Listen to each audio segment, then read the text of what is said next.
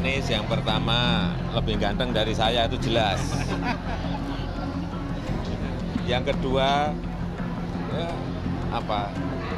pinter, pandai, cerdas. Nih kalau kita lihat, ya intelektual muda kita lah. Gitu. Anies Baswedan itu ya dipilih bukan karena kemampuannya dia, ya, tapi karena memang saat itu pun ya kita paham sama-sama bahwa bagaimana jualan ayat, jualan mayat, ada lah emang fakta gitu ya. Move on juga ya. Bukan belum move on. Kemudian menetapkan Anies Baswedan menjadi gubernur. Kala itu saya nggak dukung Pak Anies kok. Saya di pihak yang lain. Tetapi keyakinan saya mengatakan kalau proses demokrasi ini berupa pemilu itu sudah selesai, yuk terima.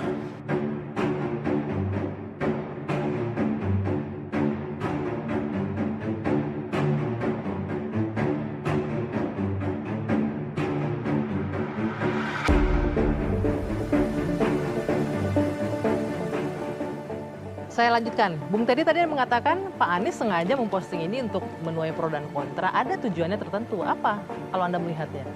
Ya tujuannya yang semua orang juga sudah tahu ya. Pertama dia punya kemampuan untuk memindahkan permasalahan. Ketika tekanan yang begitu kuat terhadap dugaan pidana pelanggaran COVID, ya ini yang dia mainkan gitu. Itu semua udah standar lah, semua udah tahu. Tapi poin yang paling saya catat itu dilihat dia ingin menguburkan bangkai kerusakan demokrasi yang dia ada di dalam situ gitu. Ya, itu bangkai itu yang mau ditutup, bahwa seolah-olah dia adalah bukan bagian dari orang-orang yang ikut menggerogoti demokrasi. Bunuh demokrasi. Nah, jadi itu yang memang dia lagi perankan sekarang ini. Oke, boleh ditanggapi dulu sebagai mantan tim ses. Saya mengalihkan sekarang kesalahan. Saya bingung sama Bang Teddy. Ini bangkainya apa Bang ya? Silakan disampaikan aja gitu. Jadi biar bisa kita klarifikasi. Barangkali memang ada sesat pikir dari Bang Teddy, kita bisa klarifikasi. Kadang-kadang karena kita ya ini berpura-pura lugu tuduhan-tuduhan. Oke, berarti di sini Bang Teddy nggak mau menyampaikan apa bangkainya. Tapi di saya malah dituduh pura-pura lugu. Artinya dia sedang menutupi bangkainya dia sendiri justru kan. Padahal kalau memang ada bangkai buka aja coba. Biar semua publik tahu, saya mau klarifikasi. Pertanyaannya sederhana, apa bangkai yang ini? Ayo coba, apa bangkainya? Ayo silakan. Boleh, tahan dulu. Ya. Sekarang begini, ya, Anies Baswedan itu ya dipilih bukan karena kemampuannya dia, ya, tapi karena memang saat itu pun ya kita paham sama-sama bahwa bagaimana jualan ayat, jualan mayat, ada lah emang fakta gitu ya. Move on juga ya. Bukan belum move on, memang demokrasi kita hancur saat itu. Warga negara Indonesia. Saya anggota partai politik. Saya yakin negara ini berjalan dengan baik sesuai perundangan kita. Kemudian ada satu keputusan konstitusi. Kemudian menetapkan Anies Baswedan menjadi gubernur. Kala itu saya nggak dukung Pak Anies kok. Saya di pihak yang lain. Tetapi keyakinan saya mengatakan kalau proses demokrasi ini berupa pemilu itu sudah selesai, yuk terima. Ya memang terima, Iya kan? Jadi maksudnya ini kemudian di belakang hari ada penyesalan ini karena masa gubernur terpilih karena ayat dan mayat yang tidak disebutkan ada yang tidak karena menerima. konstitusi. Enggak, jangan Anda mengarahkan Gitu loh. seolah-olah Bentar, saya tidak menerima. Jadi sudahlah, sesat pikir kalau kita menyatakan bahwa ada hal lain yang menetapkan Anies Baswedan menjadi gubernur kecuali konstitusi itu sendiri hasil daripada produk demokrasi. boleh ditanggapi. Partai Boleh. dan bermain Titik dengan sampai isu. situ. Iya. Oke. Silakan ditanggapi. Ya, saya mau tanggapi tadi pertama Bang Teddy dulu. Yang setelah dibuka bangkai ternyata katanya Pak Anies menjual ayat dan mayat. Itu sekali lagi sebenarnya. Anies yang menjual. Loh, tadi katanya gimana? Anies sedang menutup bangkainya sendiri. Setelah saya Dia tanya apa, bagian dari dijawab proses itu. ayat dan Begini mayat itu deh. sekarang nggak mau dibilang Pak Anies. Sebentar, Gimana Bang Teddy. ini? Bagian dari itu. Yang sebentar, Anda Bang kalau Teddy. menuduh itu berarti ada Dia, Pak. 3,5 juta orang yang sedang Anda Anda coba lihat katakan itu. bermain itu. Bukan, gitu. Anda- Bukan satu orang. Anda jangan Ini gimana? mengarahkan seolah-olah saya katakan itu. Maka coba Iya ditaruh dong. kembali bahwa Iya dong. dia bagian dari itu. Dia bagian dari pernyataan Bang Teddy menyatakan saya ya. Boleh satu-satu ngomongnya. Maaf nih, saya harus mengontrol diskusi kita. Boleh satu-satu. Oke, Bung Semi dulu lanjutkan. Gini Abang, abangku ini kan bukan orang ya bukan ABG labil yang alay gitu loh. Abang ini kan orang yang terpelajar lah terlihatnya ya. Jadi kalau abang sudah menyatakan sesuatu, ya nggak perlu diklarifikasi lagi terus gitu, nggak perlu ditutup-tutupin lagi. Tadi abang sudah menyatakan itu clear. Ketika Anda mengarahkan hal yang salah. Nah, sekarang saya sampaikan gini, tunjukkan pada saya apa bukti bahwa tim kampanye lah, oke kalau abang nggak mau dibilang Pak Anies, saya turunkan lagi deh, tim kampanye menjual ayat dan mayat. Mana buktinya? Yang ada malah pernyataan tegas dari Pak Anies untuk tidak menggunakan hal seperti itu. Malah ada suratnya, bisa dibuktikan, bisa dicari di medsos Bang, bisa cari di internet. Itu sudah ada buktinya clear. Dan itu hanya memang tuduhan-tuduhan ya biasa dalam politik. Dan politik ini tidak terbukti sekarang. Sebentar. Terus saya mau masuk ke Pak Gilbert. Bagaimana tanggapan soal apartheid tadi? Sengaja Pak Anies membangun sendiri batasan-batasan itu demi saatnya ini juga sebenarnya tuduhan yang nggak jelas. Sekarang gini, abang tadi bicara masalah toleransi Pak Gilbert. Toleransi mana sampai daerah 3 tahun kepemimpinan Pak Anies, apa hal intoleransi yang dilakukan oleh Pak Anies? Sebutkan satu aja. Ada nggak hal intoleransi? Malah baru sekarang ada yang namanya Christmas Carol di Jakarta pertama kali. Bagaimana seorang penganut Hindu Tamil bisa dirayakan oleh Pemprov DKI. Bagaimana perayaan agama-agama lain juga dihormati. Tidak ada lagi isu kasus atau penolakan pembangunan rumah ibadah. Coba tunjukkan satu aja Bang. Bagaimana Abang bisa mengatakan itu sebagai aksi-aksi intoleransi? Nggak ada gitu. Di kampus ya, di kampus ini sama seperti Nusa tadi cerita. Saya tanya Mbak mahasiswa, nanti selesai kuliah mau kemana? Rencananya bisnis Pak. Nggak berminat ke politik. Wajahnya itu berubah.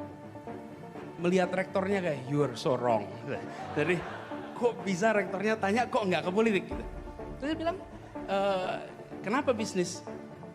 Kenapa nggak mau politik? Politik itu kotor Pak. Jadi saya jawab balik, kalau bisnis bersih ya.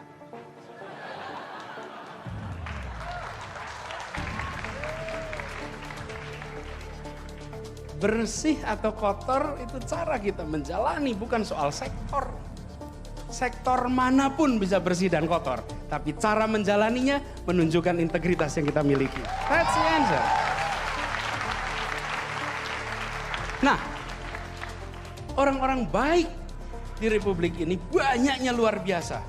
Tapi jika orang-orang baik hanya mau menjadi pembayar pajak yang baik, lalu siapa yang mengurusi uang pajak kita? That's a simple questions. Siapa? Semua yang berada di ruangan ini. Jika Anda tadi siang kerja, maka Anda bayar pajak rutin. Dan pajaknya impresif jumlahnya. Makin hari porsi pajak kita dalam APBN luar biasa besar. Pertanyaannya siapa yang memanage itu jika orang baik hanya mau menjadi pembayar pajak yang baik? Nah sayangnya iklan-iklan di mana-mana adalah jadilah warga negara yang baik dengan jadi pembayar pajak yang baik. Tidak ada iklan yang bilang jadilah pengelola pajak yang baik. Nah kita semua harus mulai memikirkan ulang ini. Sebagian dari kita harus ambil putusan. Bukan saja menjadi pembayar pajak. Tapi pengelola uang pajak kita semua. Harus. Karena kalau kita tidak, nah orang-orang yang baik-baik ini ketika mereka memilih masuk politik biasanya menghadapi masalah. Misalnya nih dosen baik-baik, pengajar baik-baik, berintegritas misalnya nih. Terus namanya muncul caleg. Sekampus mendiskusikan, sakit apa dia itu sampai mau jadi caleg? Ada apa yang terjadi sampai mau jadi caleg? Ini mindset kita. Kita cenderung jika orang tak bermasalah masuk politik dipermasalahkan. Tapi jika orang yang bermasalah masuk politik justru tidak kita permasalahkan. Itu yang kita masalahkan. Jadi kalau ada orang yang bermasalah masuk politik, ya sudah harusnya gitu kan. Karena kita diemin. Tapi kalau ada orang yang tak bermasalah, justru kita tahan. That will never change our politics. That could never change. Karena itu, kita justru harus mendorong untuk masuk politik. Harus dorong. Tidak semua orang harus masuk politik, tidak. Tapi kalau ada bantu. Kalau ada, terlibat. Kenapa? Kalau ada orang baik memilih mau ikut tanggung jawab, mau ikut ngurusin ini semua, dia akan kalah, pasti. Jika orang baik lainnya memilih diam dan mendiam, pasti. Jadi, ketika ada orang baik menyatakan saya siap mau ikut tanggung jawab, bantuin. Dukung dia, karena the only way he will lose is all of us standing by and watching. Dan banyak dari kita yang kalau itu kita amatin, kita saksikan sebagai subjek percobaan. Kita doakan menang. Kalau kalah tuh kan bener, jangan masuk. Banyak dari kita yang menyaksikan, no, karena itu harus terlibat. Jadi saya melihat di Indonesia sekarang tumbuh luar biasa. Generasi kita, semua yang berruang ini adalah hampir semua have benefited so much from the Republic. Let's pay back. Yuk kita bayar balik yuk. Dan bayar baliknya dengan cara apa? Dengan cara kita menentukan arah Indonesia, dan kalau ada orang baik di sana, jangan diam.